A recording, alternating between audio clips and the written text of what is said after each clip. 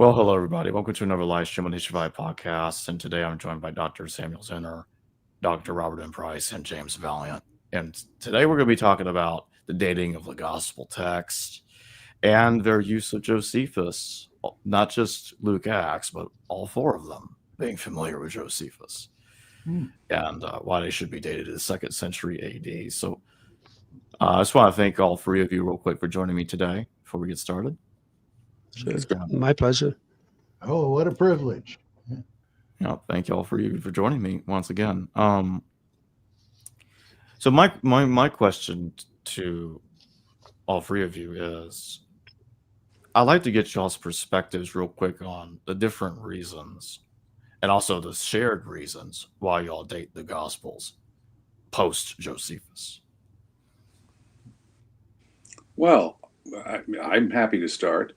It has always struck me that the Jesus's prediction in all three of the synoptics of the destruction of Jerusalem and the destruction of the temple is significant. It not only helps scholars date Mark, for example. I go further than that. Josephus, you'll recall, in the wars says that there was a vision of at the fall of Jerusalem in 70.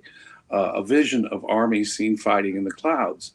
That seems to me a direct reference to Daniel's Son of Man prophecy being fulfilled at the time of the destruction of Jerusalem and the temple. That seems to me an extraordinary overlap with Jesus's prediction in all three of the synoptics, for example. So it seems to me that the synoptics themselves right there are, in my view, only credibly dependent on I hate to sound like a secular skeptic here, but Josephus, in all credulity, says that this vision of armies fighting in the clouds was seen. I think they must be getting it from Josephus. And I think it's not merely the description following Josephus's vivid description of the horrors at the time of the siege of Jerusalem, but more than that, it's a fulfillment of the Daniel's Son of Man prophecy happening right then and there, just as Jesus associates the events. And that would be an extraordinary thing, it seems to me. Even if you were someone expecting eschaton tomorrow afternoon at 3, it would be an extraordinary thing to associate such a disaster for the Jewish people as the destruction of Jerusalem and the temple with the fulfillment right then and there of Daniel's Son of Man prophecy. So there I think we can see at least strong evidence that the synoptics, at the very least, are taking their cue from Josephus. The Son of Man prophecy was fulfilled right then and there at the destruction of the temple. It becomes, with Mark, if you place it really early, which I don't think we can credibly anymore, but it strains credulity as we go further into time with Matthew and Luke. But nonetheless, isn't it curious that Josephus says that the Son of Man prophecy, in effect, is fulfilled at the time that the temple is destroyed? In other ways, the synoptics share Josephus's perspective. It's a shame that this beautiful building is dying. He's weeping as he enters Jerusalem. And so, similarly, Josephus tells us Titus really regretted having to destroy the place. On the other hand, the Gospels also contain a tradition that Jesus is sort of morally justifying the destruction. It's a corrupt place, in the famous, formulation, it's become a den of thieves. And he starts turning over tables and causing hell. He seems to be morally justifying and perhaps physically commencing the destruction of the temple that Titus would complete in the year 70. And furthermore, the Jesus' prophecy, which is a post-date event, again, excuse me for sounding like a skeptical secular person, but it's a post-event prophecy. Now, it's a curious thing that you'd throw in that Daniel's Son of Man prophecy, that particular prophecy, is being fulfilled just as Josephus describes it as being. It was awesome. Robert, why don't you go ahead? Well, there are a few converging lines of evidence for me. One is that if you look at the Markan / Synoptic Apocalypse, it seems, as Hermann Dettering pointed out, the predicted disasters, as generic as they are, I mean, people have pointed to such fulfillments over 2,000 years because such things are always happening. But he says if you want to look at specifics, it seems to fit the conditions prevailing at the time of the Bar Kokhba revolution more than the events of 70 AD. And so I take that seriously. It doesn't absolutely prove it, but if we think these things are ever germane, such considerations, you can't slam on the brakes here. Secondly, insofar as it's understood as the parousia, I'm God help me, I'm beginning to see that the preterists might have a point, that the Son of Man is euphemizing Titus rather than even if it is connected with the Daniel prophecy. Still, the Son of Man, in the numerous gospel passages where Jesus speaks of the prerogatives of human beings in general, that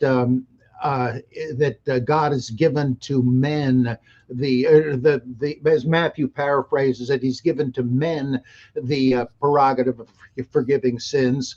And that comment is when Jesus says that the Son of Man has authority on earth to forgive sins, human beings. Well, in the same way, Son of Man, or the ones where Jesus speaks of the sufferings impending for the Son of Man. And as Gaze of Hermesh points out, this sounds an awful lot like the use of the Son of Man as a kind of an apotropaic substitute for me, that he means to say this awful thing is hanging over my head, but it's like speak of the devil and he'll appear. I don't want to actually say it because maybe I can avert it if I speak of it as happening to someone. And in the same way, Son of Man could be used to mask someone that is not considered a friend of the Jewish people. And so it's like, I shall not take the name of their gods on my lips. You don't want to say this guy, or like the assassin of John Lennon. We don't want to say this jerk's name to give him further airtime, even this far from the event. Could be the same sort of thing. So even with that, people shortly began, at least, to say that the prediction of Jesus was for the parousia. And with that in mind, if you look through other parts of the Olivet Discourse in Mark and the placement of the Transfiguration, it seems to me you can find several concentric tree rings, so to speak, various delaying tactics to explain away the failure of the parousia and to defer it again and again, which means there must have been some interval between each of these attempts that are preserved in Mark, which would certainly shove it off to the 2nd century. And then again, yet another one, as Walter Schmidthal said, the synoptics are almost apocryphal, treated that way by the church fathers to begin with. Someone else pointed out that though you have isolated sayings similar to those in the Gospels in the early patristic writers, you don't have references to their stories, implying that the stories are a later production. And all of these things push the earliest gospel not so early anymore. I think F.C. Bauer and the others at Tübingen were right. Everything points to the later date, whereas the only thing, in quotes, that ever pointed to the early AD, Mark must have been written before 70, is simply an apologetics agenda to shrink the intervals so that you can say, there must still have been eyewitnesses around, and they had their own Snopes agency to debunk rumors so that only the truth about Jesus came. It's just the demands of apologetics, not really any legitimate scholarly principles to make it early. So that's over for me. Yeah, I wish I could speak as fluently in English as you do, Robert. I think you're Anyway, probably more fluent than I am. But go no, ahead. no, no. Well, first of all, I'll say I'm going to put all four of the Gospels in the 2nd century, but I'm going to be a little more conservative. And here's what I mean. First of all, I'm going to mention a SBL paper. It was given in 2017 at the Eastern Great Lakes Regional meeting. All right, it's a paper. It may be on the internet. Search for it. Brad McCadon, right? MCADON. And here's the title of it. Mark's sources in Mark 1:15 and 6:14 through 29. Paul, Josephus, and the Septuagint. He's arguing that those two passages in Mark, he does a painstaking documentation of their borrowing from Jewish antiquities, 118. Right. So now, if you can build a scientific, quote unquote, case, right, build a solid, plausible case for a literary dependence of Mark on the Jewish antiquities, well, then Mark has to be at the very earliest, the late 90s. Well, we want to give him a few years to assimilate this newly published Josephus, right? So I would put Mark at the earliest. That'd be about the turn of the century, 100. And then the others following, I don't know, just flip a coin and just date each one of them like a decade after the other. Right. So anyway, that doesn't mean I think Mark was written around 100, even though I don't know. But to be conservative, that's the earliest one could go. And since Mark is the earliest of the four Gospels, rather all four of them have to be 2nd century. And I'll make one more observation. McCadon doesn't bring this out in his paper, but I've pointed it out. As far as I know, I'm the only one who's done this. So, all right, on shaky ground, right? But anyway, you can see that in the Jewish antiquities, in Book 18, 114 following, right, how Mark, either intentionally or creatively, doesn't matter which one it was, but to me, it looks like he created the story of John the Baptizer's beheading, right?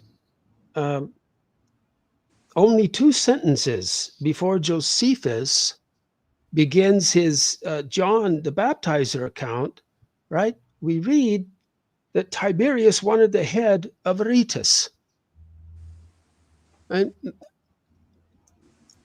Mark, I think, has read that beheading into the following paragraph of Josephus on John the Baptizer. Right now, you don't have any tradition about John the Baptizer, right? So Josephus does not say that John the Baptizer was beheaded.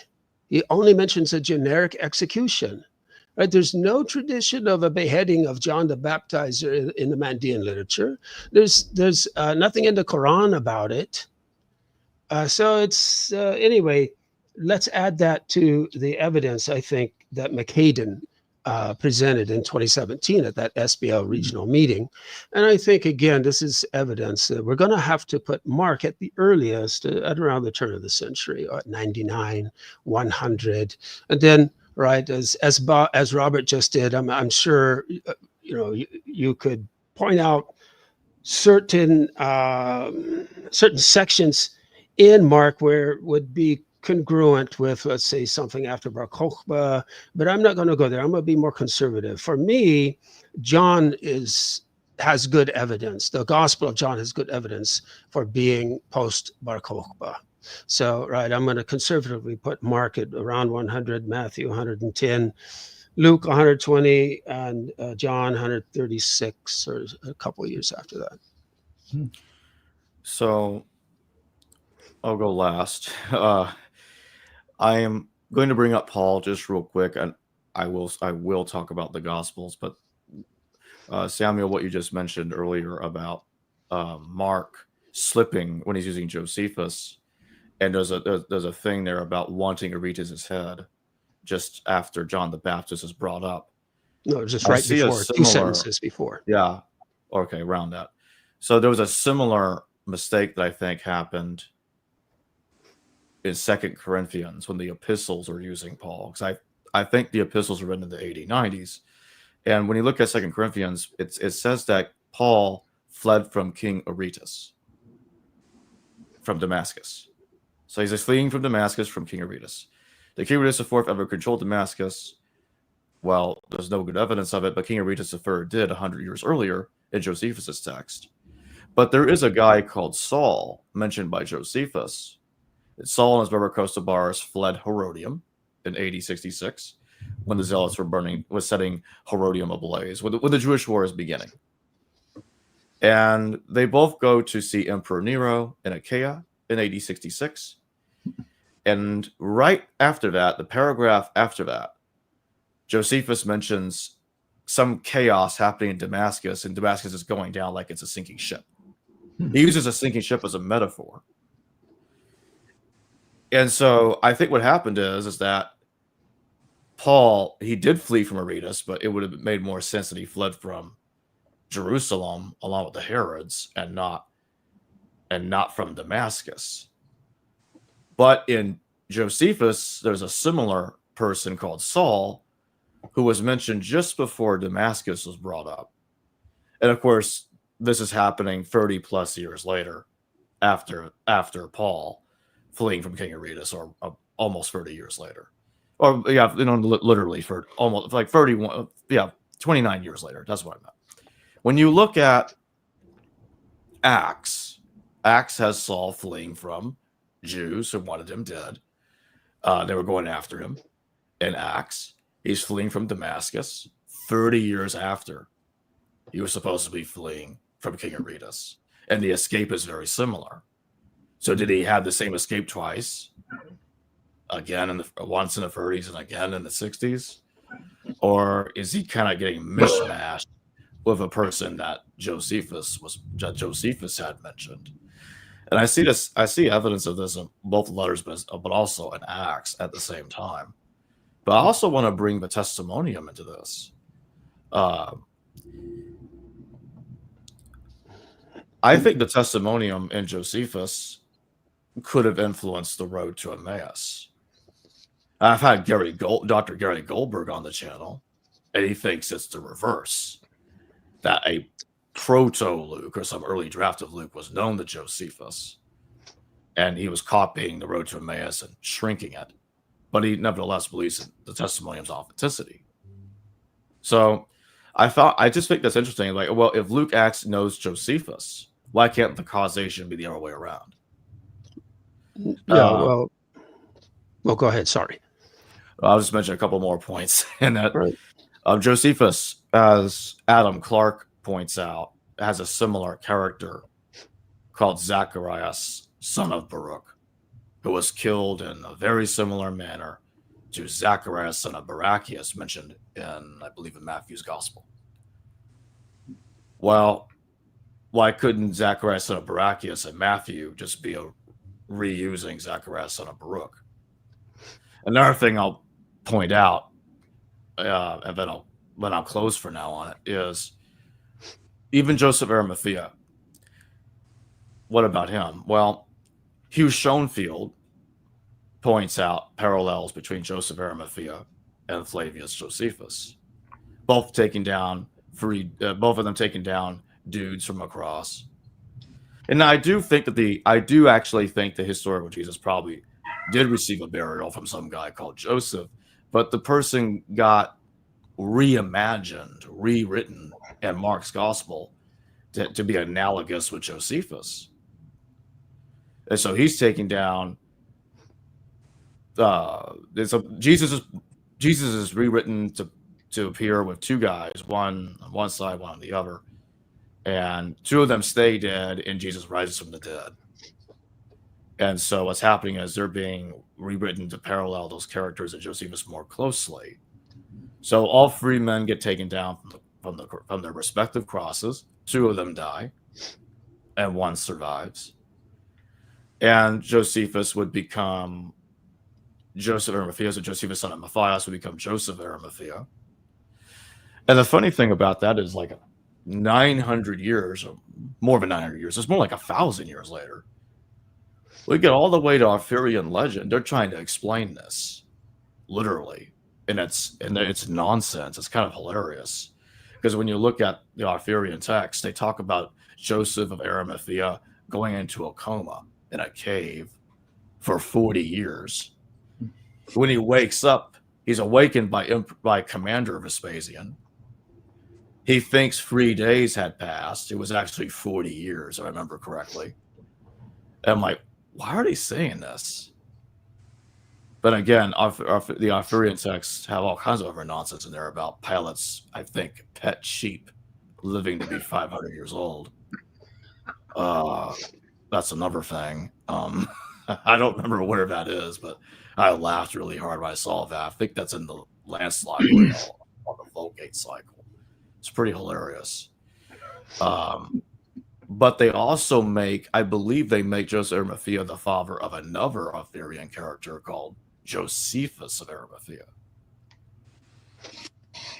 So that's just some stuff I wanted to bring up there. Like, you kind of have something what I call Arthurian apologetics, trying to explain this away. It looks like they were aware of some of those literary connections. I just want to throw that in there.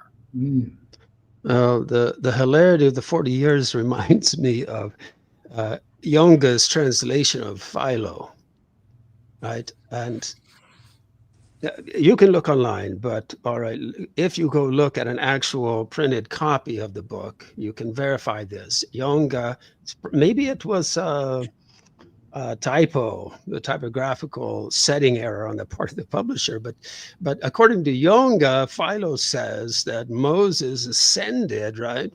And he fasted for 40 years, right? Instead of the 40 days, right? Now, there's a I think Hendrickson Publishers, a Christian I think it's evangelical publisher in the States, hired some Christian scholar to go through Junge and tidy things up and improve it.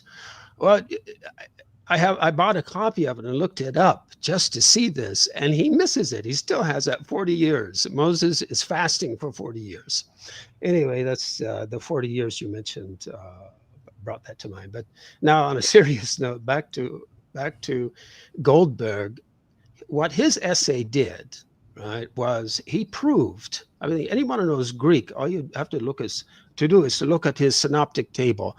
He has proved to anyone who knows Greek, absolutely, that there is a direct literary relationship between the Testimonium Flavianum and the Road to Emmaus story, right? So now you've told us what Goldberg thinks, right? But I think, look, you have in the early chapters of Luke this, at least to scholars, this well-known mistake, chronological mistake that Luke makes, because of the way in relating to the chronology of Theudas, right? Because Josephus arranged the sequence in an odd way, right? And Luke misses this, and he misinterprets Josephus' chronology for Theudas. You see that, right? So we know from that alone that from Acts, we know that Luke is dependent on Josephus. He knows Josephus. He's using Josephus. So for me, this proof that we have a literary relation between the Road to Emmaus story and the Testimonium Flavianum, the most natural and logical approach to that would be that, well, there's more evidence for Luke using Josephus, and it's our earliest, I would say about circa 120, it's our earliest evidence, right, for the Testimonium being in Josephus, right? Now, if you want me, do you want me to can I say something about the Testimonium and sure. some of the reasons why I think it's? I pulled up an image These are Gary Goldberg's own highlighting of the text from the show I did with him late last year, in which he shows. Yeah. You can read in the bottom there the instructions about the highlights, but he's highlighting parallels to the road to Emmaus. So saying this for the audience. Go ahead, Samuel. Well, if one knows Greek, looks at the Greek text, then it's like there's no argument remaining, because there's some very odd Greek idioms that Luke, one in particular, right, that is there in the Testimonium. It's very odd about I can pull that up, actually. Yeah, and but well, I don't know how much of our audience knows Greek, but in any case, my point is that if you know the Greek, then there's no argument about this. So the first point, I want to make some points that I think his first name is Tom Schmidt. You recently had him on the program, Jacob.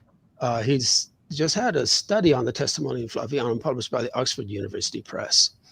Now, it has an endorsement from people like Harold Attridge and Yoshika Reed, right? So it's not an exercise in evangelical or fundamentalist Christianity, whatever the faith of the author is. I mean, it's a very good, strong, scholarly book. It's a good study. In fact, it's revolutionary. I've read the book. I've also listened to some of his interviews. He's one of the things he pointed out is something I've told you on this program before, and that is when you look at the ancient Christian authors and the medieval Christian authors who are commenting on the Testimonium, they generally have a negative attitude about it, right? Those who are native Greeks, those who were native Greek speakers, they react, most of them, negatively to it. Right, because one could say it can be read neutrally. I don't think so. If you really know your Greek, it can be read ambiguously or negatively. And if you use a Greek database to hook up the idioms in the Testimonium to other passages in Josephus, you will know that it's actually negative, right? And using that Greek database, which is something I had never done right before, but maybe Schmidt's the first one who did it.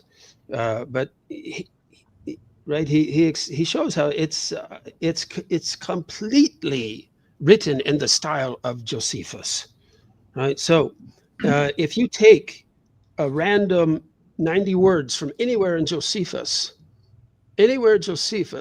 randomly, you're going to find one hapax legomenon. You're going to find one unique word, right? So he has an incredible and amazing vocabulary, sort of like Philo of Josephus or Shakespeare, just extraordinary capabilities, right, with his vocabulary. And in fact, there are 89 words or 90, depending, in the Testimonium. And lo and behold, you have one hapax legomenon in there, one unique word, and that is when it refers to the Christians, right? So if you take any random 90 words in Josephus, you're going to have the same style. And the style also is, if you do a study, not only can you find these patterns, word frequency patterns for unique words, but also for rare words. How many rare words are going to be in any random choice of 90 words, right? The patterns that you'll find all throughout Josephus are in the word frequency statistics are perfect in the Testimonium. That means it cannot have been forged. Anyone who wrote that in the modern era would have to have a computer, right? So the people who in the 20th century, right, who edited Josephus, and even the ones who did the lexica, they missed it. They were all saying, "Oh, the style of the Testimonium is not Josephus." Now, with the Greek database, you can see that it is. It's so perfect, cannot have been forged. It has to be down to that rare hapax legomenon. It has to be authentic, right? Wow. if you had a time machine, this is the only way you can argue, right? It's forged, right, by some Christian scribe of the 25th century and went back, right? But we're talking about history here, not sci-fi, right? But it has to be authentic. And here's the last point I'm going to make, and it's one that Schmidt made. And the reason I'm going to make it is because I was totally oblivious to this.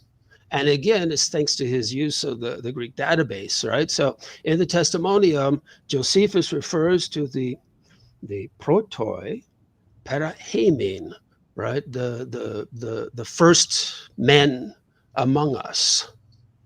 This is a specific idiom that Josephus uses about 50 other times. He uses it to when he is claiming personal knowledge.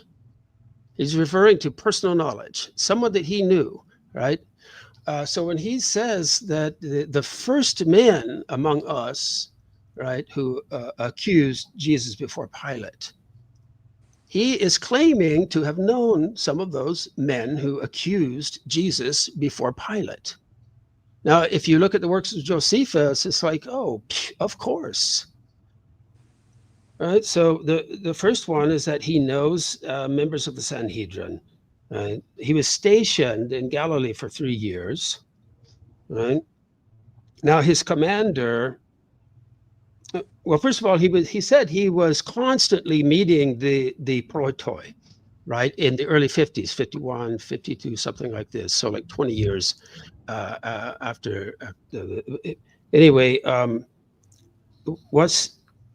where you start with this is that Josephus' commander during the Jewish war was Ananias II, right, the one who had James executed. He was a high priest in 62. His brother-in-law was Caiaphas, right? And his father, right, was Annas the high priest who was involved in Jesus' trial. He also knew Simon, the son of Gamaliel, right? But anyway, the man was well connected. Even his father was one of the eminent priests. But anyway, what happened? What we see here is that the testimonium is authentic, and what Josephus is doing, if you use this Greek database to your benefit, he is saying, I know the people who were involved in this case of Jesus. I know some of them. Right. And of course, he doesn't name them in relation to Jesus elsewhere, but he tells us throughout his works. And right. So there you go. Each person can do with that what they want to. But I think that historically speaking, we really have to now start where Schmidt has ended, right, with this evidence. From the Greek database, right, of Josephus, and there you go. Wow. And that's why I want to stress the point more, just as I will in my upcoming article for Bob's Journal, is Josephus knows about Jesus, a James, and a John, but he doesn't know about Paul. That's what I find bizarre. Well, go ahead.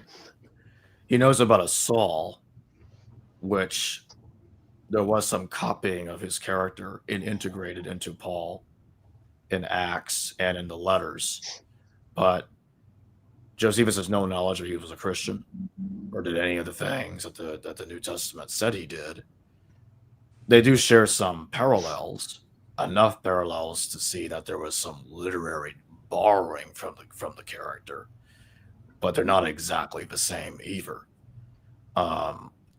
And this also fits the situation we see that we can see in 1 Corinthians about an argument that's being made there about why the temple shouldn't be rebuilt. The temple is inside you.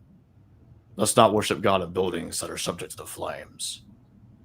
It also fits what's going on in 1 Thessalonians, that the wrath of God has come upon the Jews. And as a past event, not a prediction, but a past event. But another thing I want to bring up is Barabbas. Now, I do think that what the church fathers call the gospel of the Hebrews is older. But when Jerome talks about a passage in the gospel of the Hebrews regarding Barabbas, there doesn't seem to be evidence. The more I looked at it, there doesn't seem to be evidence that the Barabbas narrative was part of it. That the term was used, but him being brought before Pilate alongside Jesus and released wasn't actually there. That being said, I think the Barabbas story in Mark is borrowed from a story in Josephus and a story in Philo simultaneously.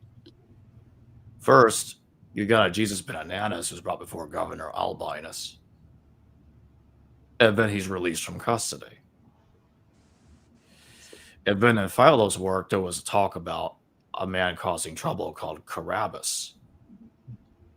And there's a discussion about what do we do about him, and Flaccus, I think, is probably involved in those discussions.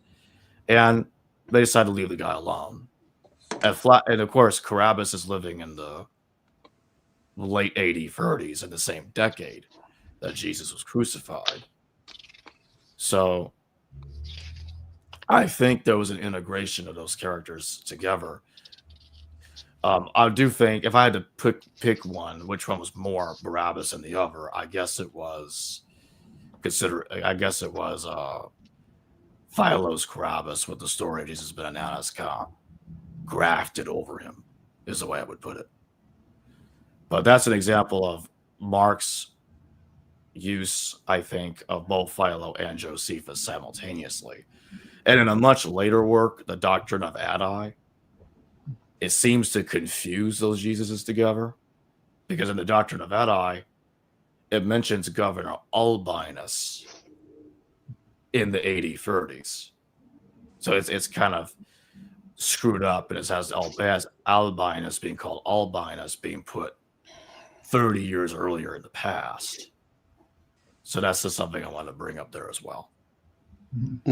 Robert, why don't you tell the audience about this Barabbas and this unique manuscript reading, if you know what I'm referring to. I'm sure you do.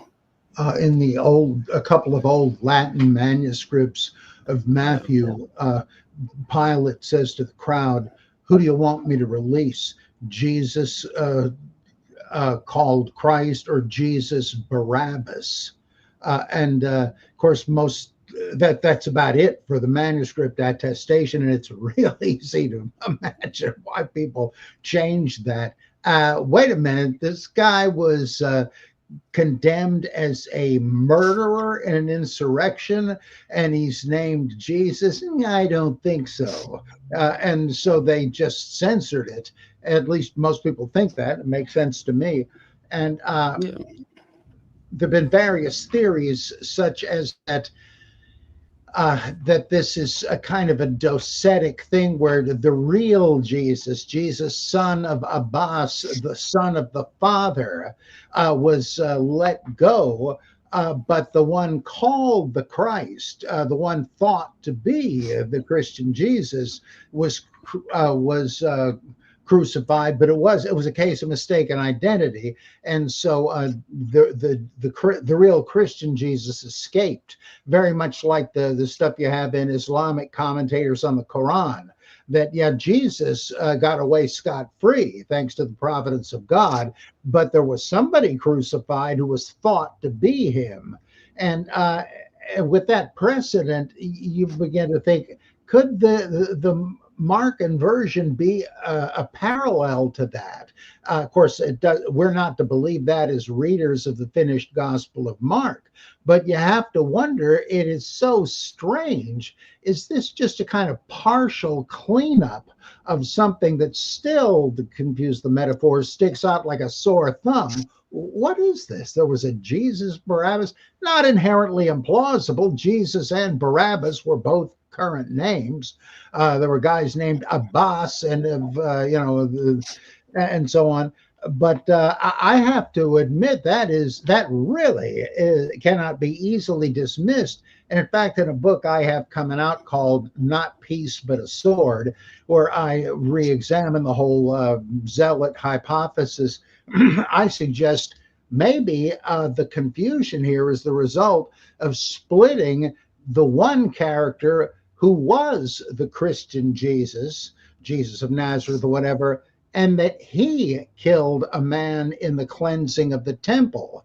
If Brandon and others are right, and it was an armed assault on the temple, and so they split him, just like I think Paul in Acts he stands alongside, so to speak, of Simon Magus, but that originally they were the same character, split into two to scapegoat the Gnostic traits of Paul, as Gnostics and others remembered him. So I have a hunch you've got that kind of thing going on here. Who knows, right? There's no way to know until we get to the great contradiction seminar taught by angels in heaven. When you guys sit in on that, can you tell me what they say about that in an asbestos telegram? Yeah, I haven't been there yet, but I'll give you my thoughts about it. And that is, and I'm sure must have occurred to you before, but for me, it's what does this remind us of? If they're both named Jesus, right? Jesus, who's called Christ, and Jesus, Son of the Father. That's one possible etymology for the name. There are others, of course, but that's one that really would really stand out, right, contextually. That is, right, we hook this onto the story of Jesus ben Ananias in Josephus' Jewish war, who was arrested and beaten until the bone was exposed underneath the flesh, and he was then released, right? Yeah, I think it's really before being arrested again, correct? Mm-hmm. Yeah, I think it's hard to deny that what we have here is an overwriting of a rebel Jesus. And I mean, Jesus was a historical figure. I think we can land on one fact about him. He was crucified. If the Romans crucified him, it's likely they thought him a political threat, a violent, militant, separatist threat. And so what we see in the Gospels is an extraordinary thing. They're turning themselves into pretzels and standing upside down. The fictional account of the Passion narrative in all four Gospels has a very clear message. The Romans are innocent of a distinctly Roman form of execution. Pilate can see no guilt in him. He's innocent. In all four Gospels, Pilate is just flat straight up about that.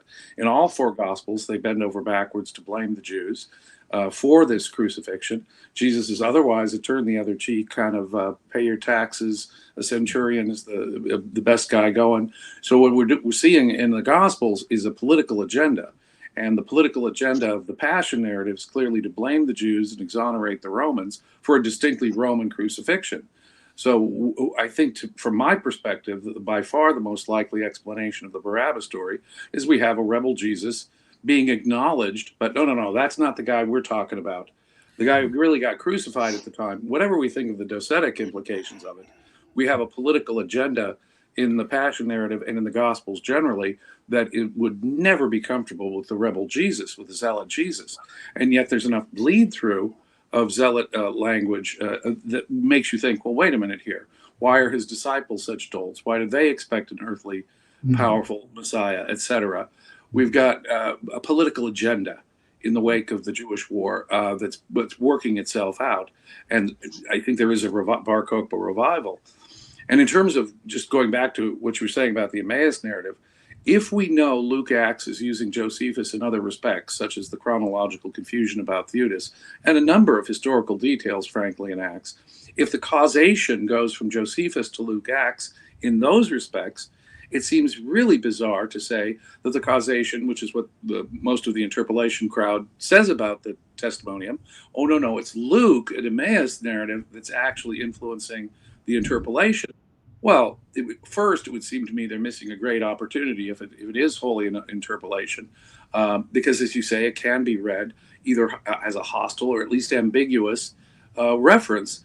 I myself, I haven't done the database search, so I don't know this, but even I could see that there are classic Josephus phrases in that passage that were striking to me.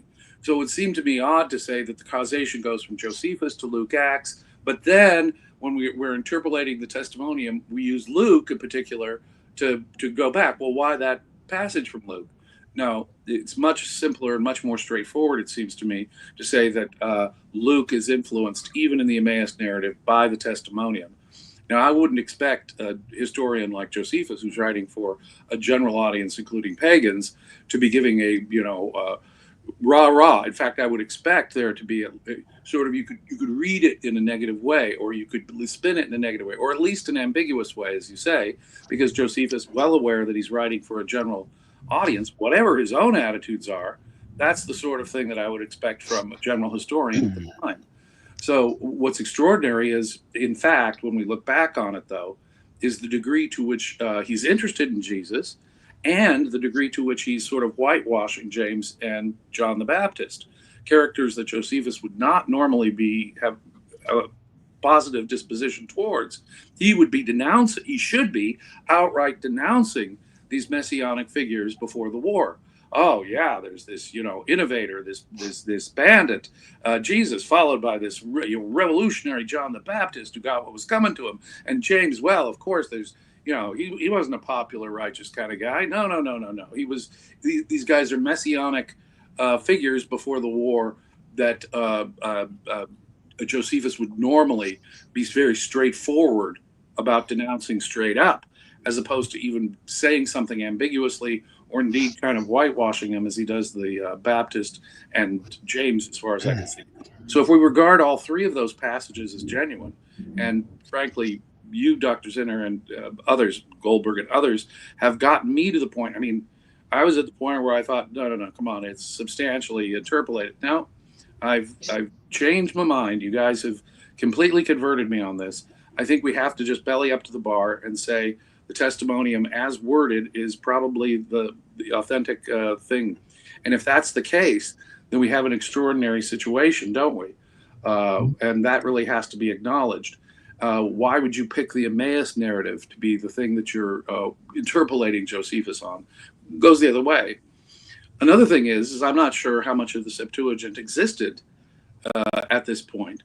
But we do have in the Antiquities a lovely recount, usually in greater detail, of Hebrew history from the creation forward. Not only events in the first century, which are of enormous importance, which we're going to see working out in Acts, but we have all the recycled Hebrew stories in the Gospels. And Josephus's Antiquities certainly provides great for a Greek speaker. And I mean, I'm not sure if our Gospel writers knew Hebrew. Mark and Luke, that would surprise me, in fact.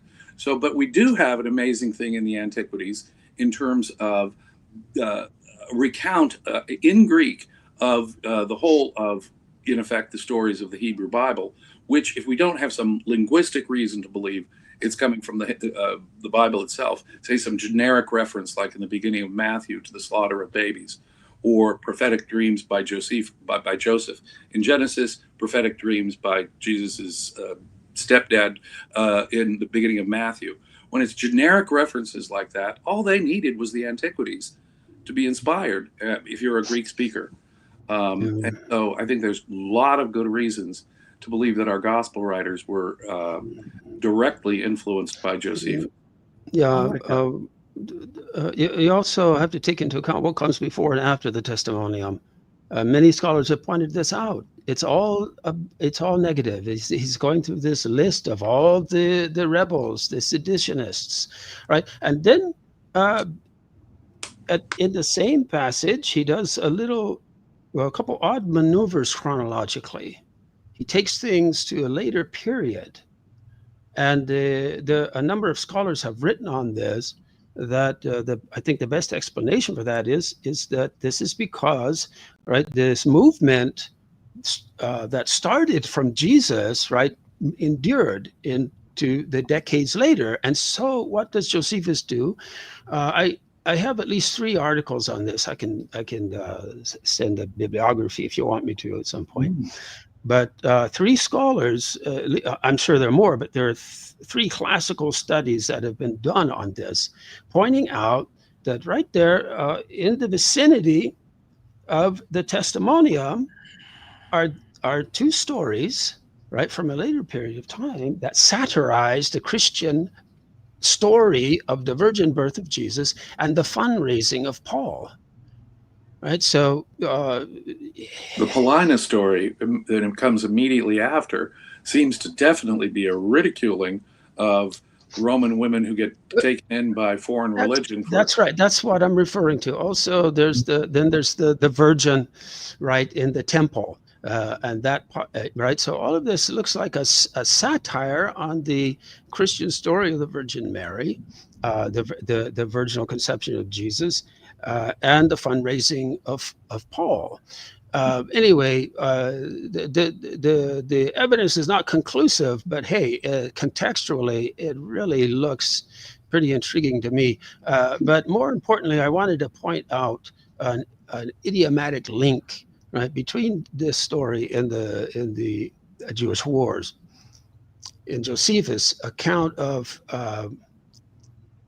the undoing, the death, right, of Jesus, son of Ananias, right? So he gets hit by this Roman missile, right?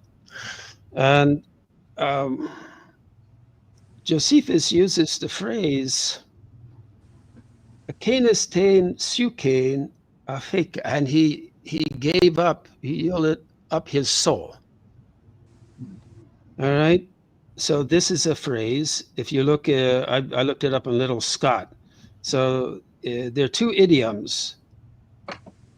This afemi numa, or afemi with sukein, right? This we find it in Greek tragedians. That's where it starts, like Euripides. But this idiom, right, to give up the soul, it occurs only there in the Jewish war. So it's basically a hapax legomenon, right? And right, so the parallel to that is not in Mark, Luke, or John, but in Matthew 27:50. But Jesus cried again with a loud voice and yielded up his spirit. And it's the same Greek idiom here. It's just with the panoma, right? And that phrase, of course, doesn't occur anywhere else in the gospel. It's unique. It's a unique idiom to this story, and there in Josephus, it's a unique idiom to his account of the death of Jesus ben Ananias, who Matthew has Jesus crying out with a loud voice, whereas Josephus says, but while still speaking these, well, if you read it, he's screaming, right? He's yelling, he's denouncing, right? He's prophesying, but while still speaking these ominous words, he yielded up his soul. Right, so it looks to me, not only because of this really close idiomatic parallel, but the entire story, if you lay it out again, if you lay out these 2 stories, the Passion narrative and this whole narrative of Jesus, son of Ananias, in Josephus, it really looks like that Mark, who's the earliest one, of course, already Mark's Passion is already retelling that story, and there's all sorts of possibilities, of course,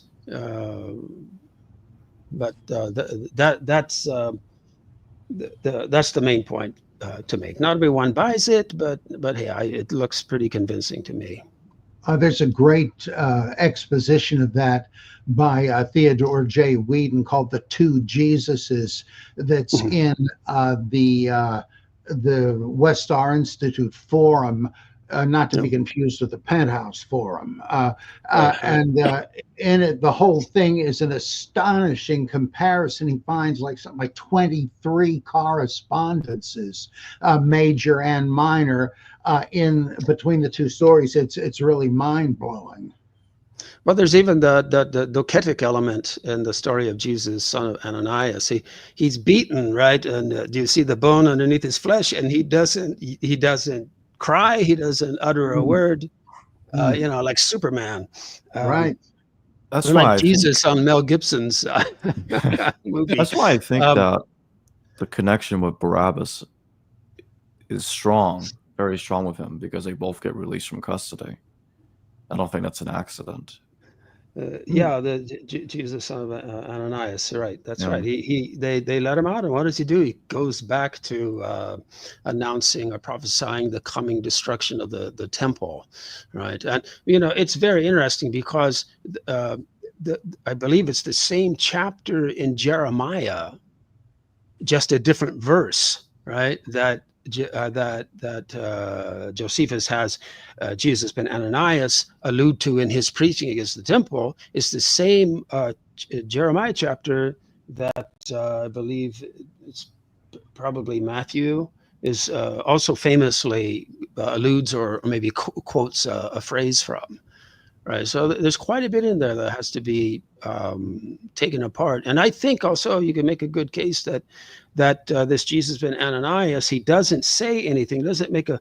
The way the Greek is worded leads me to suspect that it is a literary echo of Isaiah 53. I think it's verse 7, right? The one that First Peter Right. invokes to, you know, he was persecuted and he did not open his mouth. Right. Right. But it's almost docetic in the Josephus story, right? This superhuman. It's more than superhuman. It's non-human, right? Not to utter a sound while your bones are being exposed. I mean, that's more stoic than, you know, what the children of the Maccabee mother. Well, you know, there's the famous story of Epictetus. You know, the second century Stoic philosopher who gets his arm broken and doesn't make a peep. Well, it's funny that you mentioned Epictetus. I mentioned this one to Jacob in a private conversation before.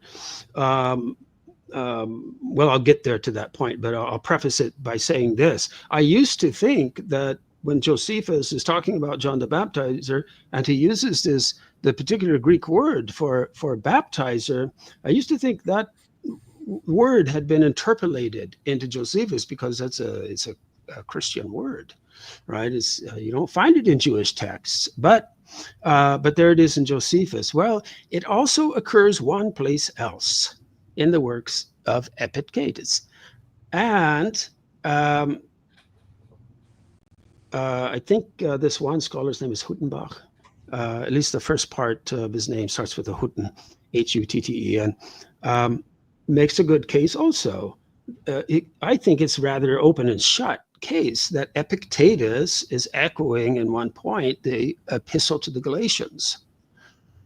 Right, and it's ironic because it's that passage in Galatians where you know, Paul is accusing Peter of being a hypocrite, and of course, what Epictetus is doing is it's sort of a Greco-Roman anti-Semitic trope, right? That he's involving himself in, but he's availing himself of that story in Galatians, which to me shows that story was in circulation, being used to promote, you know, the anti-Semitic Greco-Roman tropes of the time. I cannot help but resist observing that Epictetus was a freedman of Epaphroditus, the important courtier of the 90s who got it under Domitian, which is curious in itself to me. Oh. Wow. Yeah, that's one of the other reasons I think the text is later. It's what I used to think years ago. But even in 90s dating can still have Epictetus be familiar with Galatians, in my opinion. I think that dependence still works. Yeah, Epictetus is right. Yeah. Myself, I'm a little more conservative. I'm still not convinced of the later dating of, I don't know, 5 or 6 of the Pauline epistles. But be that as it may,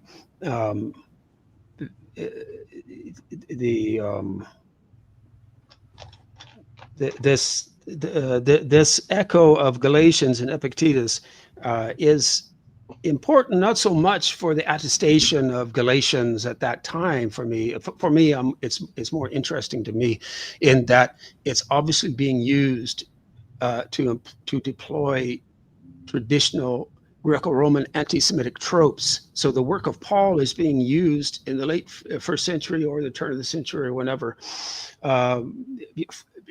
just for good old Greco-Roman anti-Semitism. Mm. Well, why not? I mean, First Thessalonians, it's already in there. So, Yeah.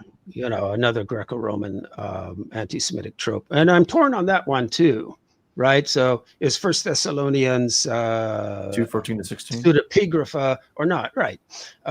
Because on the one hand, for a lot of evangelical Christians even have started, I've heard them arguing that, oh, well, that's an interpolation because Paul he couldn't have been anti-Semitic. So we got to take that out, right? And so evangelical scholars have been arguing that in print for quite a time now. And but it's a difficult question, right? Because of the disputed dating. It's a very odd, in any case, it's a very odd epistle. There's no typical Pauline Christology in it, right?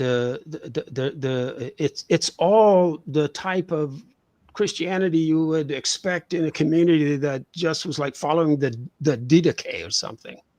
It's very like, there's God and the Messiah, and you have to live a moral life and be a good example to the pagans, and that's all it is.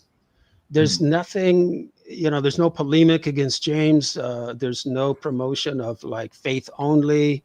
It's a very odd specimen of literature. It reminds me I'll of be 1 back in a Corinthians moment. 3 Excuse me. when you see the argument there about let's not rebuild the temple because it's subject to the flames. The temple is now inside us.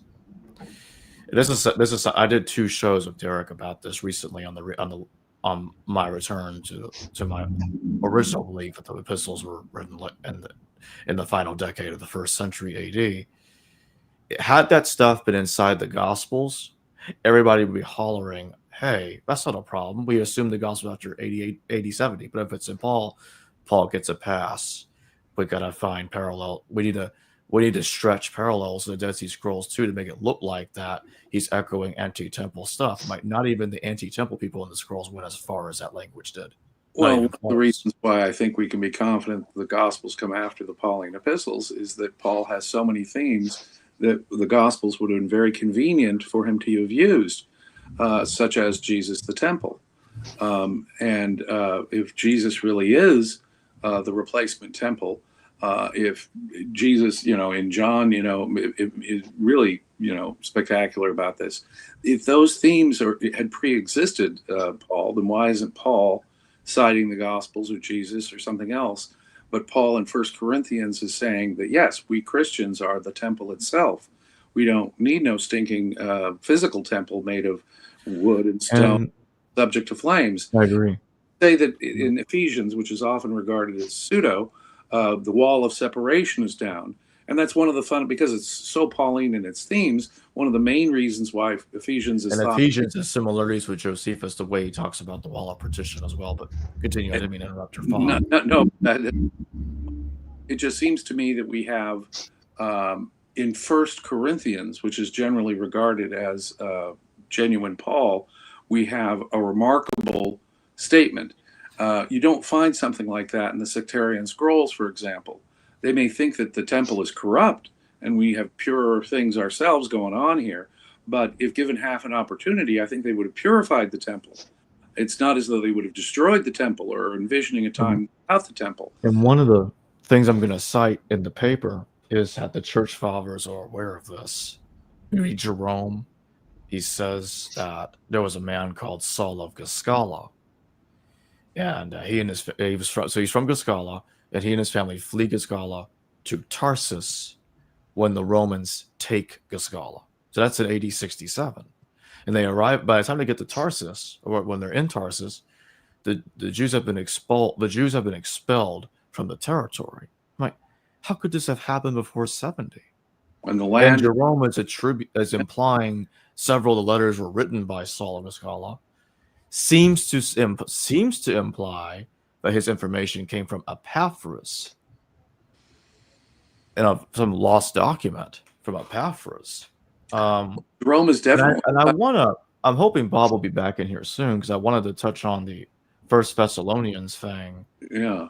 possibly not sounding Pauline, because I think what a lot of people don't pay attention to, despite the fact that the letters outright say so, is that the epistles are a multi-authored mess, as I think they admit at the beginning of many of them. First Thessalonians is 3 people writing it: Paul, Silas, and Timothy. And as scholars, it's the same 3 people again. As scholars like Bob have pointed out, they are a mess in terms of different ideas and voices as well. Even accounting for what are thought to be the quote authentic letters of Paul, about which there's tremendous controversy, I understand. But we have an extraordinary thing with Jesus being the cornerstone of this new spiritual temple in 1 Corinthians. And that's just one example, it seems to me, of Paul missing a golden. Hold on. Let me just refresh Bob on the phase of discussion we're in now. Yeah. Bob, I just brought up the co-author anthology theory I'll be using in the paper.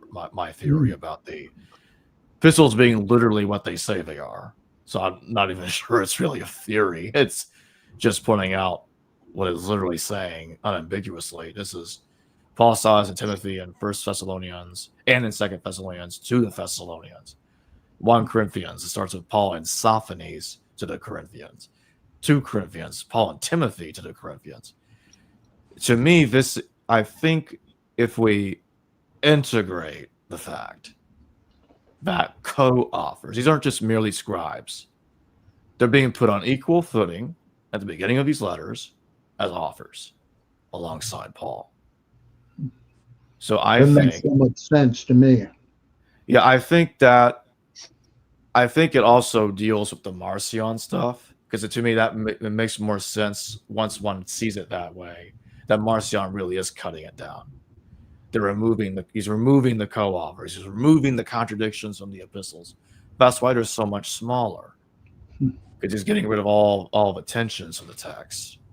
He's getting rid of the co-authors to focus on Paul. That's what he wants to do. That would be consistent with his idea that there's only one apostle, not these other 12 jokers. And here there's only one Paul, and he gets rid of the others who were polluting the text. Right. I found that passage from Jerome about Saul of Gischala. I'm just going to bring it up because I've shown it before. All right, so this is what Jerome says. Paul formerly called Saul an apostle outside the number of the 12 apostles, was of the tribe of Benjamin, at the town of Gischala in Judea. When this was taken by the Romans, he removed with his parents to Tarsus in Cilicia, sent by them to Jerusalem to study law. He was educated by Gamaliel, a most learned man whom Luke mentions. Now, I've had some people criticize me for believing this in the past. Like, wait a minute, how can you believe Paul wrote the letters after AD 70? Wasn't he taught by Gamaliel? I'm like, did you know there was another Gamaliel after AD 70 that controlled the Sanhedrin, Gamaliel II? Jerome was literally saying that Gamaliel taught Paul after the war. Well, it was Gamaliel II. And it seems like his source here doesn't know anything about the Gamaliel stuff from Acts, which is more mythological in the way Acts talks about it. But here's the other thing Jerome says on his commentary on Philemon.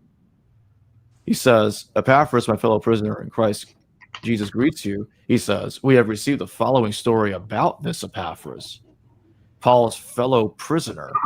They say that the apostle Paul's parents were from the region of Gischala in Judea, and that when the whole province was laid waste, I really want to put the emphasis on laid waste. Yeah. By the hands of the Romans, and the Jews were dispersed into the world, they removed to the city of Tarsus in Cilicia. As a young man, he followed the conditions of his parents, And thus what he testifies about himself can be confirmed. Are they Hebrews? So am I. Are they Israelites? So am I. Are they Abraham's seed? So am I. And again, elsewhere he says, Hebrew of Hebrews. And the other things that indicate that he was a Jew more than of Tarsus. So Jerome has a source that's telling him that Paul is a young man at the time of the Jewish war. Well, that's the whole point here. He can't be the guy who fled from Aretas in the late 30s. And that's why I'm not claiming that this is the original Paul. This is not the original Paul the Apostle. I do think there was a pre-war Paul the Apostle. But Right. this guy, Saul of Gischala, who changed his identity to Paul after the war, he's taking over for Paul, and he's writing these letters. And I think I'm not even against the idea that some of it even goes back before the war.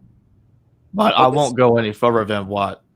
But it's just extreme because than the connections. Well, if I can just finish this point, I won't go further than the connections with the apocalypse of Elijah that the church fathers talk about, and of course 1 Clement talking about what appears to be a smaller version of 1 Corinthians that he knows that is pre-war. Beyond that, I'm not going to claim any further knowledge of what he wrote.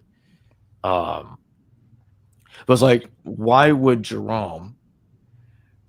Because there's I think the guy's name is Charles Travers Wood. I think that's his name. He's a New Testament scholar that lived a long time ago, like 100 years ago, that admitted that this story looked like it was about something after 70.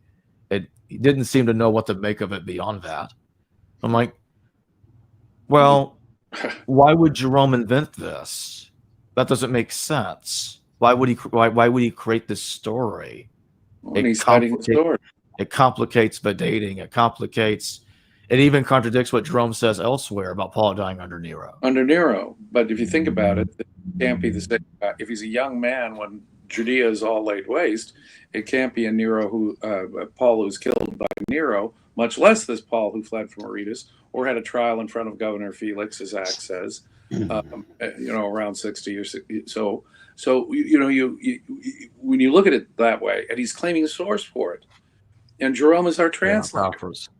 So this is really an extraordinary thing that Jerome is telling us.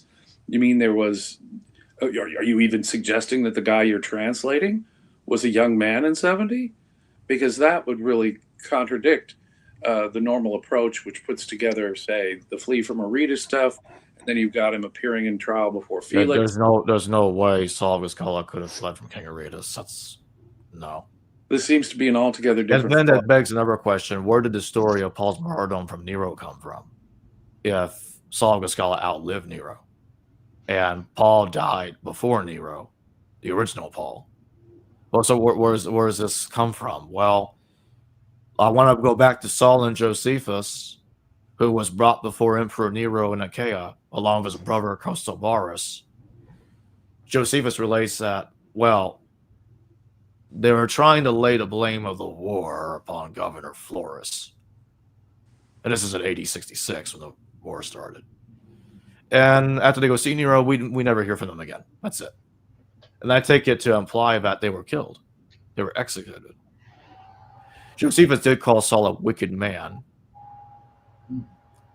It's like, okay, so did the Acts of Paul, a late 2nd century document, copy Josephus, just like the Gospels did, just like I think the Pauline letters did? It's like, okay, well, the Acts of Paul gives us the Neronian martyrdom myth based on that guy, Saul and Josephus, who appeared before Nero. Well, it wasn't actually Paul, but they're using him to rewrite Paul, to create these other stories about him. Wow.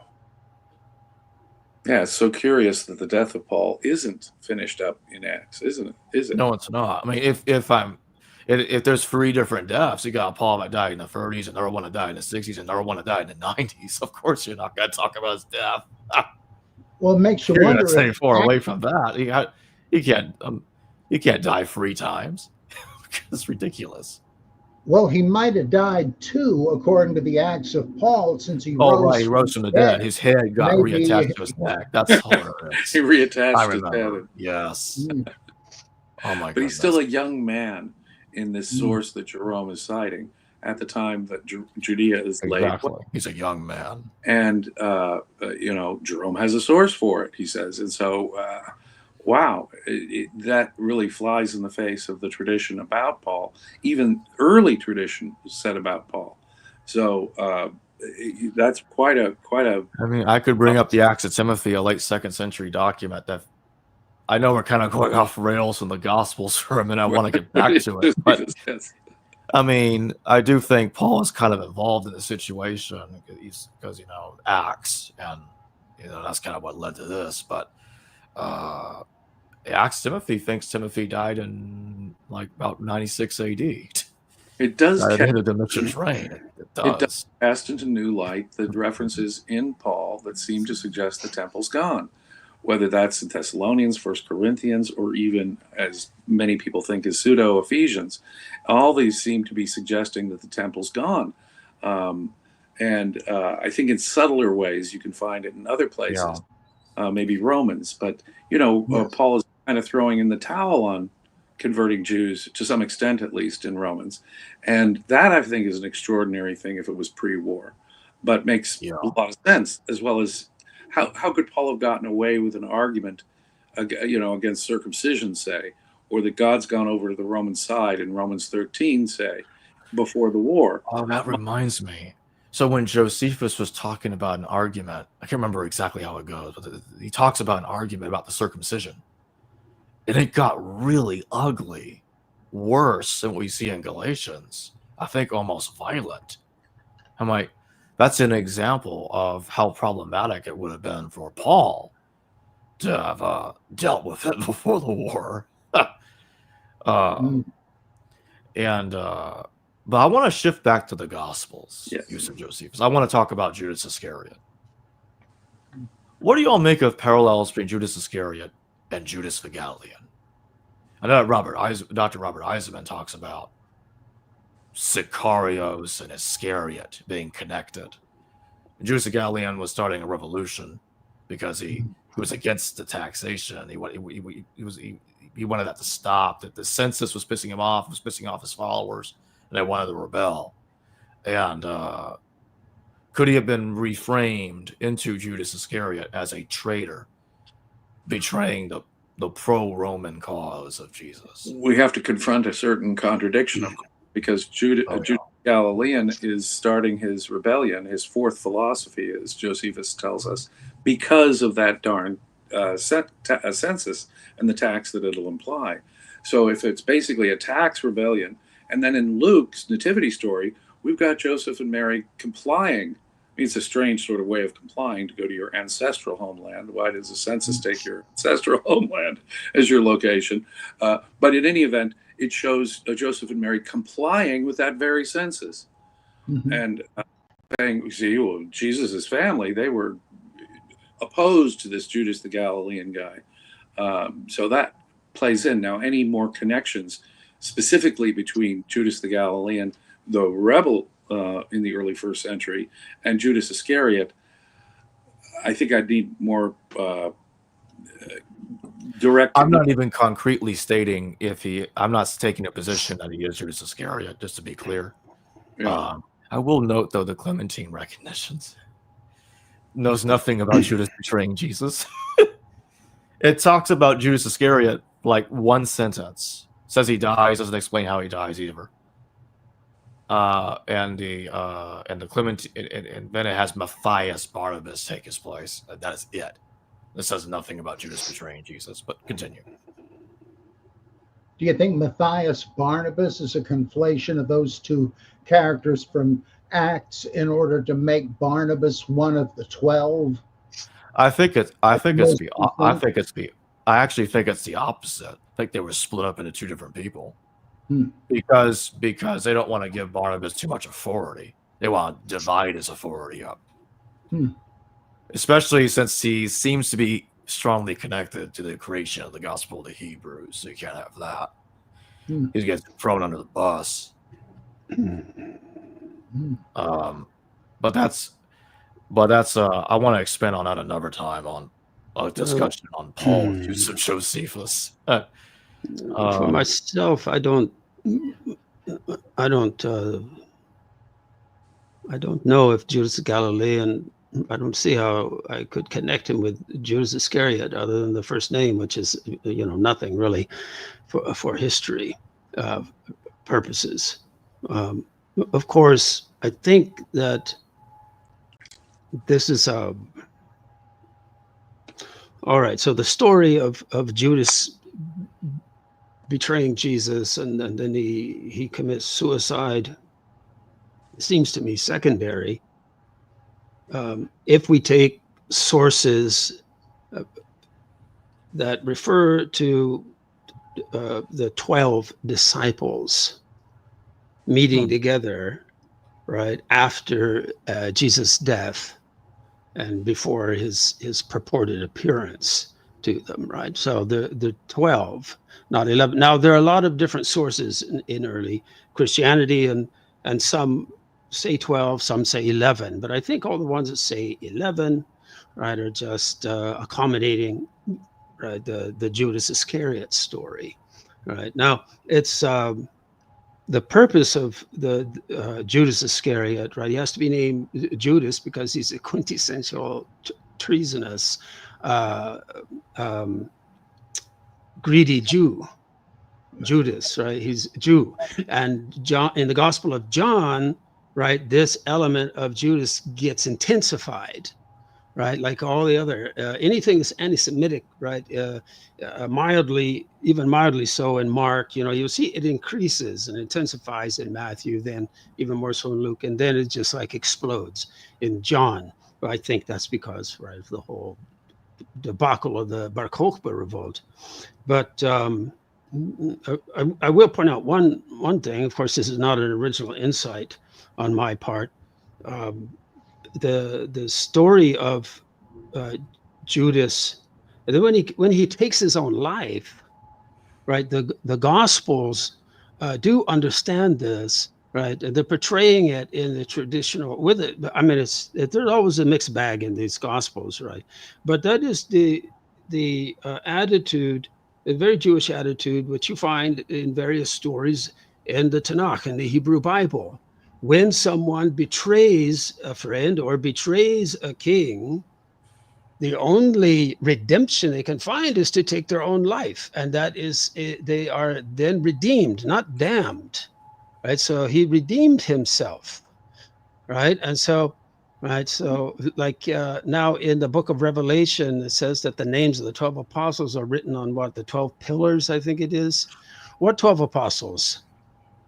Right? Well, maybe someone was thinking Judas there, right? That doesn't mean it's historical, but they probably recognize that Judas was not damned. Judas reclaimed himself. He repented, right? And so this is we have many of those types of stories where you are saved by suicide when you have shamed or committed treason against a king, especially, and of course, right, Christ, right, that really can be paraphrased as king, right? Because that's really what it's talking about. Who is anointed a king, right? So this is that's why I think in the letter of Serapion, which most scholars date to 74, the Common Era, it talks about the King of Israel. It doesn't name the person. I don't think we can assume that he's referring to Jesus. We just don't know, but most scholars make that leap. I don't. Who knows who it could be? But it has that phrase, King of the Jews, right? So that, I think, could be a paraphrase for Messiah, right? The Messiah of the Jews. But in any case, Judas is portrayed as redeeming himself, right? It's not it's not necessarily praiseworthy, but it's not entirely positive, of course not, but it is considered as an act of redemption, right, in several stories in the Hebrew Bible, and that's the typical Jewish way of understanding it. So it's very ironic, this anti-Semitic trope, which Judas Iscariot is, right, is then a sort of another part, right, is at least redeemed, And of right, course, in the end. thinking of Joseph being betrayed by his brothers, in particular led by Joseph's portrayal by Judah for 20 pieces of silver, I believe. 20 pieces of silver. But And I mean, Matthew adds 10 more to it. Matthew adds 10. But the point is, you can't help but notice that Judah and his brothers are betraying their brother Joseph in Genesis, and in one of these many recycled Hebrew stories into the and I cast doubt on the story itself, frankly. Yeah, and I think that if we can integrate Josephus into the situation, you got Judas. Okay. You have Herod Agrippa who dies from like worms in his gut, and I think that could be part of. I think that could have at least partly inspired the explosion of Judas in Acts. And it's really hold on. Yeah. One more thing. Yeah. And then you have the mass suicide at Masada that Josephus talks about. And there was also another suicide earlier, the one that involved Josephus going over to the Roman side in AD 67. Mm-hmm. So, like, could that be inspiration for Judas Iscariot hanging himself? And Matthew? Josephus is certainly trying to impress us with the zeal of the folks at Masada, or even where he was at Chotapata, which had a suicide pact. But for contemporary Romans, it was the honorable way out as well, to take your own life. You've been nailed, whether properly or improperly. The honorable way out is suicide. It's the Mediterranean ethic. Mediterranean ethic at the time, for sure. Yes. And you can't help miss the connection with the sons of Jacob when Jesus says to his disciples, you'll each be a judge of a tribe of Israel. So we're being led almost by the nose to those kind of recycled stories from Hebrew scripture, which could well have come from, because these are the generalized ones, could well have come from Josephus's Antiquities, getting back to our theme of the day. What we're seeing in the Gospels again and again and again is a recycling of older Hebrew stories into the life of Jesus in the Gospels. And this is a classic example, it seems to me, of just that, which sort of throws doubt on the question. I don't know. My answer is I don't know about the historical Judas betraying a historical Jesus. I don't know. But it sure sounds to me fishy. I'm pretty confident it didn't happen, especially since the recognition doesn't know what happened either. Yeah. At all. By the time you get to John, Satan has possessed the Jews. It does occur to me that in the Protevangelium Jacobi, that infancy gospel of Mary, there is a spelling of the name Reuben, a form of it, which, as far as I've been able to track down, occurs nowhere else but in Josephus. So, right, you see, I think where you can document Josephus' ongoing influence, right, even into the so-called New Testament Apocrypha in later. Well, in Luke, where you've got Josephus in his autobiography saying how he impressed the scholars at Jerusalem. That's right. Approaching his bar. That same story is used by Luke. Now, could it be something else other than his shipwreck? And a shipwreck, and I'm a Pharisee. And a metaphorical shipwreck at Damascus. When he was saying Damascus is like a sinking ship. So it's hard to know sometimes to disentangle so many literary, what we don't call them, imbrications, because if we look at sources like the late first century Satyricon of Petronius, and then the Calaroche, you have this trope of rolling away the stone from the grave of someone who's been crucified. And one of them, it gets quite hilarious, and it involves three people who had been crucified. And it's all very sordid and hilarious. And I haven't made up my mind, but I sort of suspect, to the point that I'm willing to look into it, that maybe there was an influence, one way or the other. There's some connection between this story, these Christian stories of Jesus, and these romances. And the reason I put that out there, not to be conspiratorial, right, but it's what comes to mind when someone who studied the classics like I have, just not biblical literature and other ancient literature, but the classics, right? Because when you're trained in classics, you have a different methodology and a different way of interpreting text than New Testament scholars do, or even Old Testament scholars these days. So when I read, like in the Gospel of John, where Mary Magdalene comes to the garden, right, looking for Jesus. This is like straight out of us of these romances, Greek romances, right? And what it's called in the I believe in the Satyricon, if my memory is correct, I think it's chapters 110 through 112. It's the tale of the wife of Ephesus, or the widow of Ephesus, because her husband gets crucified, right? And right, he's in the tomb, and she is there's a Roman guard guarding the tomb, right? So remember what Matthew says about that praxis. But then the widow and the Roman guard fall in love with each other. And then someone's going to lose their life, so they have to end up taking some corpse down from one of the. I can't remember the story, so I don't want to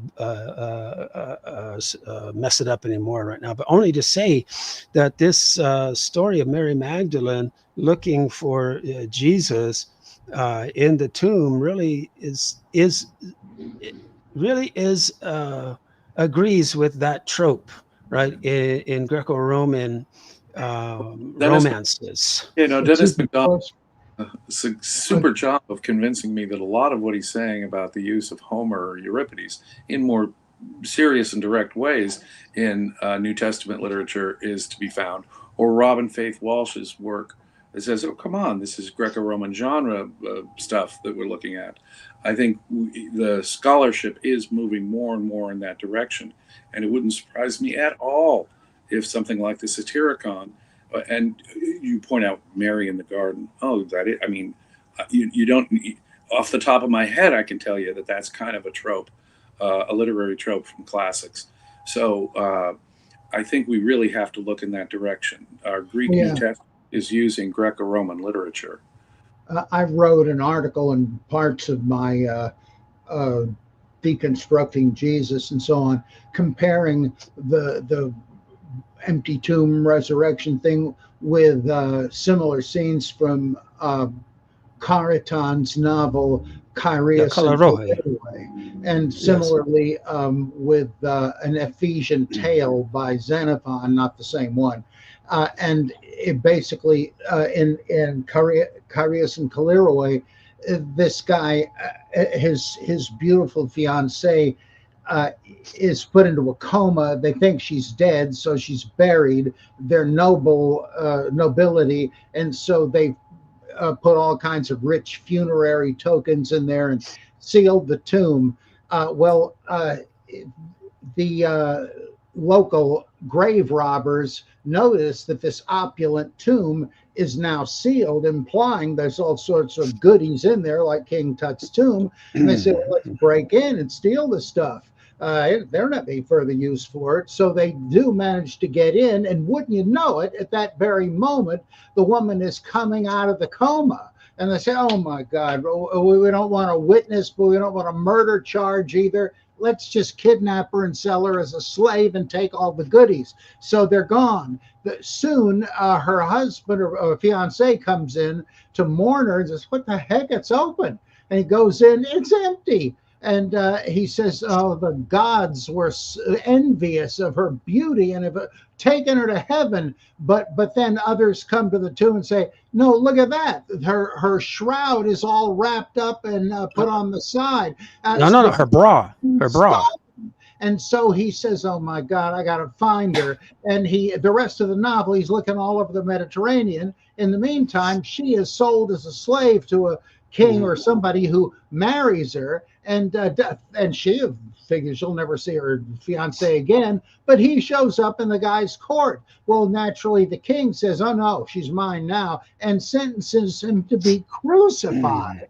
And he is, but he manages to escape it. And there's a final reuniting scene where they say, is that really you? Is it just a ghost? Right. Gave you up. Come on, is this coincidence? And it's not the only one of these novels. But Robert, I was reading that the other day. That's not her shroud that's placed there on the burial plate. It's her bra. Oh, what I read had some right. So it's probably maybe a Puritan translation.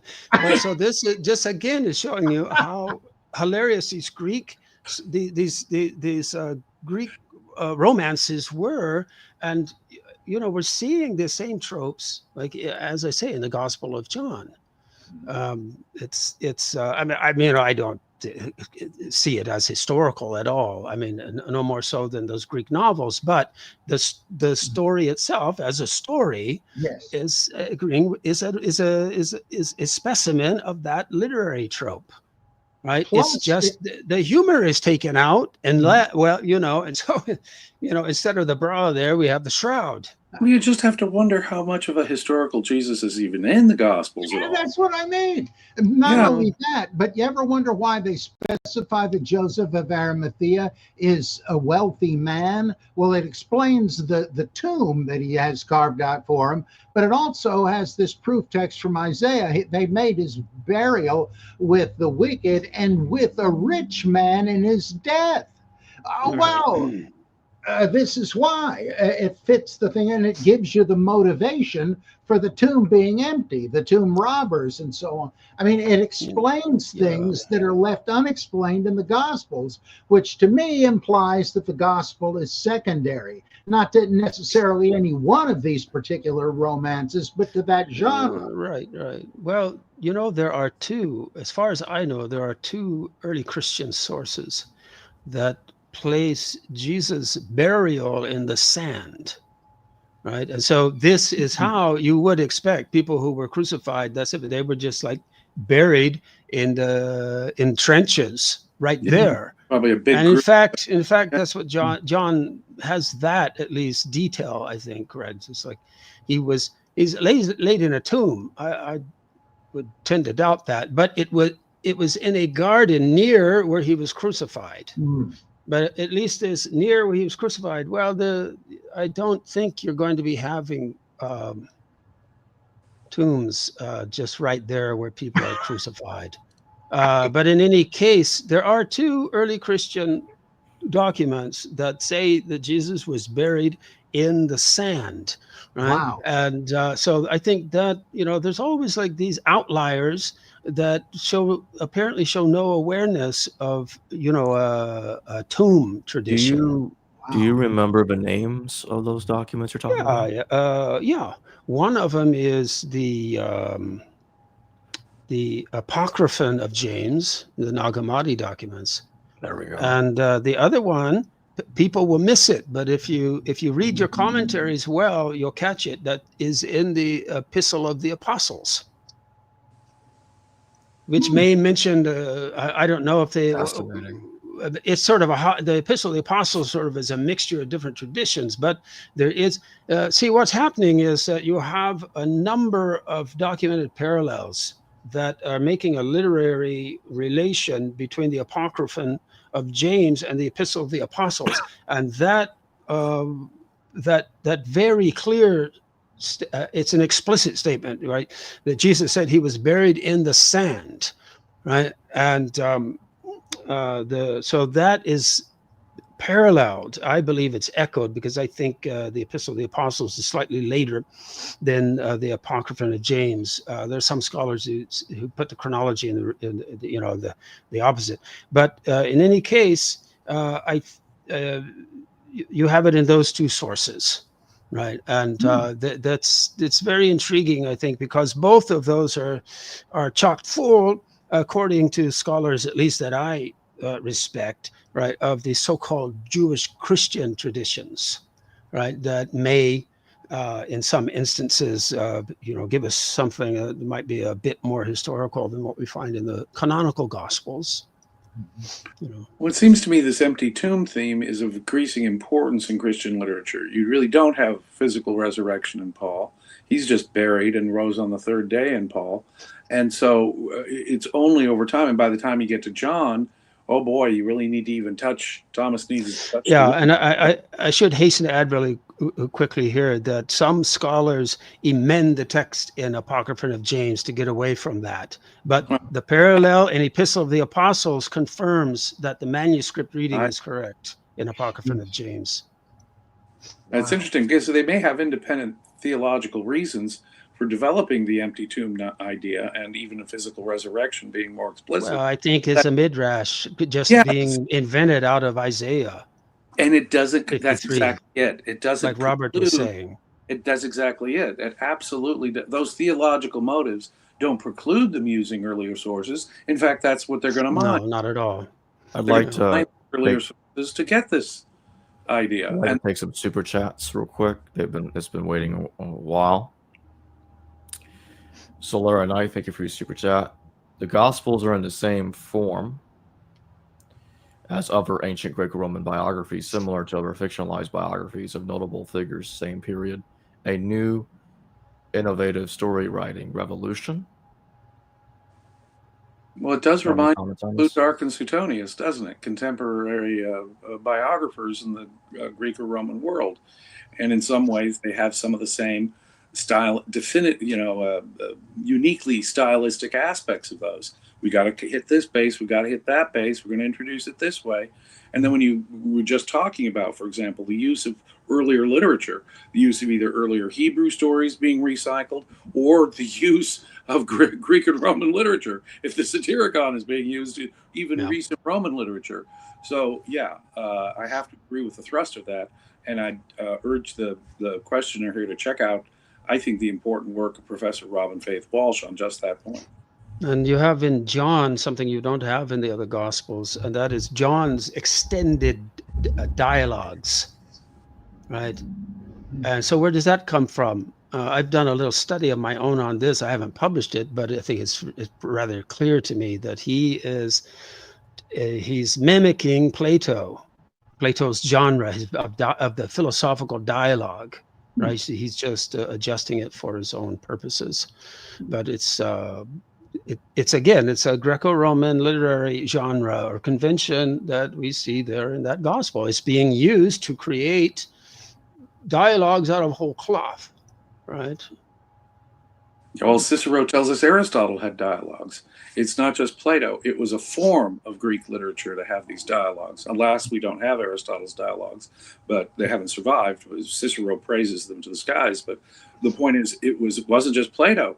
This is a form of the way Greeks communicate in the Greco-Roman world, is through dialogue. And it's being picked up and used seemingly in John in these conversations that John is having, a private conference with Nicodemus or something. What's that sound like? It sounds like a Greek dialogue. Right, but I would say specifically Platonic, and there are several reasons for that. Yes, I don't want to go through my study. But first, of course, is the true shepherd, the true door, the true this, the true that. Right, this is not Aristotle. This is Paul's theology, Plato and Philo, because there's a heavy dose of Philo that is being appropriated in the Gospel of John from the very first line. I have to double down on that. There's no question. Paul seems to be a classic Middle Platonist, or even on the door of a Neoplatonist like Plotinus. He really is a Platonic dualist. And it's hard to miss flesh and spirit. It's funny. It's interesting that you mentioned that, because there is, if you look at John 17, for instance, that Jesus is praying to the Father that, let them be one in us the way that we are one in each other, right? So this is anticipating like Plotinus doctrine of the mystica, right? The unio mystica, the union with the divine. Right, so there's a lot. There's a lot to discover as far as these parallels in genre. So Laura Knight, thank you for another super chat. Is the Holy Bible still the #1 selling book? I think so. Yeah, I would say yes. It might have been edged out recently by Creating Christ, I think. We're not doing. No, that's an apocryphal story. That's an definite. I can vouch for that being an apocryphal story. I tracked that one down. Oh, we're doing very, very well, but not quite that well. And I have to put a plug in it. I mean, I'm probably the only one here tonight to say it, but for me, I mean, excluding the New Testament, it is for me a holy book, the Hebrew Bible at least. Mm-hmm. So Laura Knight, thank you for yet another super chat. Dr. Valliant, why did Rome need a Christ? Rome had deified emperors. Why did they need deified emperors? We know that Vespasian and Titus claimed as part of their propaganda to be the fulfillment of Jewish prophecy. Josephus tells us straight up his boss Vespasian was these Jewish people who rebelled. They thought they knew what the Messiah was going to be all about, a national liberation for the Jews. But Josephus says they were all wrong. It's my boss. And that indicates, I think, to me, why Josephus would say that the Son of Man prophecy was in fact fulfilled. Now, when you read Tacitus and Suetonius, they're even more straight up about it. Both Vespasian and Titus were the prophesied Jewish messiahs.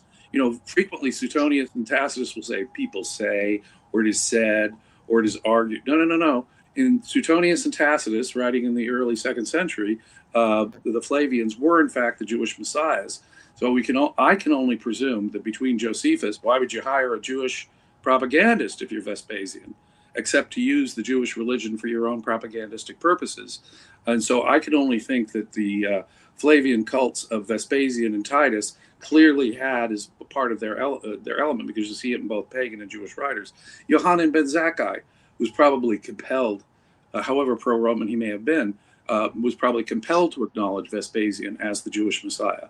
So for all those political reasons that would give them the motive to these Roman emperors, the motive to include in their official cults in the East that they are the Jewish messiahs, that would be your answer. But you have all kinds of echoes from Roman imperial cult popping up in Christianity itself. Son of God, Savior, bringer, ruler of the world, bringer. We've got all kinds of titular and conceptual overlaps between the Roman imperial cult and language that would be used about Jesus by early Christians. Plus, there are other interesting parallels, like how once you had Persian sponsorship of returning Jews and bankrolling the reconstruction of the temple, the 2nd Isaiah speaks of Cyrus, my anointed, my Messiah. I know he wasn't Jewish, didn't matter. He has the job. Or according to Crone and Cook in their book Hagarism, originally the original Hijra or Hijra was the move of Jews and Arabs in an alliance to retake Jerusalem, and at the head of the movement was Umar al-Faruq, Umar the Redeemer. And of course, in the reshuffling of things, once Islam got consolidated, he became one of the caliphs. But originally, Muhammad was his front man. Here he is. Behold, the Messiah. He's an Arab. He was the Messiah, according to the Jewish allies. And finally, to flip it over yet again, what the Romans were doing, saying Vespasian was really your guy, that was no different than what Alexander the Great did when he conquered Egypt and said, I am the son of Zeus Ammon. Why not? What the heck? So it wasn't like an unheard of. I mean, some people hear the thing that Vespasian was supposed to be, that's absurd. No, not in the ancient world. It sounds very bizarre to us, knowing what we know about Judaism, but it wasn't that strange in those days. In fact, I'll go further. The Romans used just about every religion they could use to legitimize their emperors. You'll see Vespasian. We're told the famous story of how Vespasian performed healing miracles in the temple of Serapis in Alexandria. And you find coins with Vespasian's image on one side and an image of Serapis on the other. So he's the new Serapis, you see. And they'll do that with just about... Well, let's go back to Virgil's Aeneid. They were using Greek religion to justify the legitimacy of the Julio-Claudians. It is common as all heck for Roman and not only the Greek stories, but the Aeneid is also an adaptation of the whole story of Moses, the Exodus, and the founding of Israel. That's why you see in the Gregorics of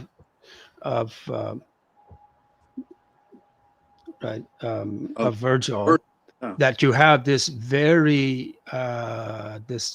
very Jewish sounding prophecy, right, which Christians, right, got a hold of later, right? Sounds like they appropriated it for something like, oh, this is what foretelling the coming of Jesus, right? He's going to be born in some special way. So there was this dialogue, right, between the Greco-Roman mythology and the story of Moses through the founding of the nation of Israel, right? And so this is appropriated also in the structure of the Aeneid. So you can find scholars who have written on that, who point out the parallels, and of course, the reasons for it as well. And like with Josephus, I think there's more than one reason.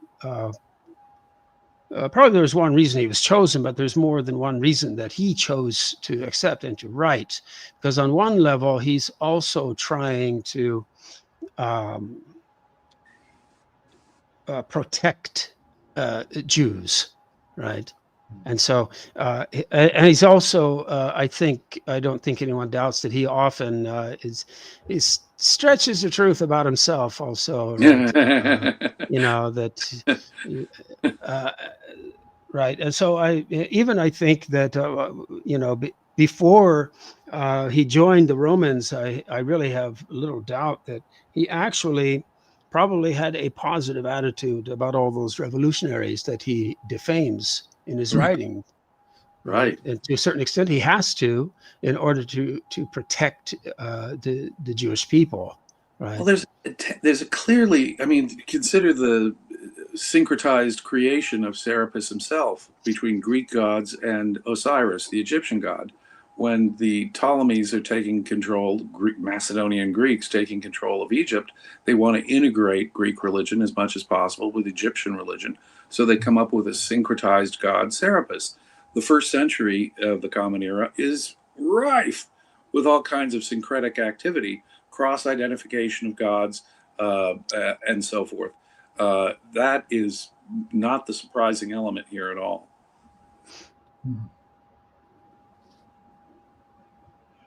Well, I better get going. I got a bunch of stuff to do. This is, like I said the other day, who cares about the Society of Biblical Literature and all that stuff with the expensive plane tickets and the airport delays? The hell with that stuff. We got something better right here. It is always electric with you, Dr. Bob, and you are always an education to me, Dr. Zinner. Thank you. Well, yeah, I'd echo the sentiment there about SBL and things like that. The modern academia is, I don't want to get Marxist because I'm the farthest thing from a Marxist, but you could easily do a Marxist interpretation. They have all the power. They are the ultimate power structure. They get to say what questions you can ask and how you're going to answer those questions. And it's... I have a friend, I better not name him, but who's an emeritus professor at University of California at Berkeley, quite old now, in his 80s. He just inserts a C in front of the word academia, and that's it. That's where it is now. Oh boy! Wow. Well, I'll go ahead and close the stream. I want to thank everybody for watching, and I'll see everybody later. Okay. Samuel, Bob, and Jim, All right. thank you all for Bye. joining me today. Bye. Mm. Bye. Hello viewers, thanks for watching this video from the History Valley YouTube channel. Please don't forget to subscribe and hit the notification bell. And if any of you wish to further support this channel, please consider checking out this channel's Patreon page and becoming a patron. And or donate through PayPal or through Super Chat during your live stream. Thank you.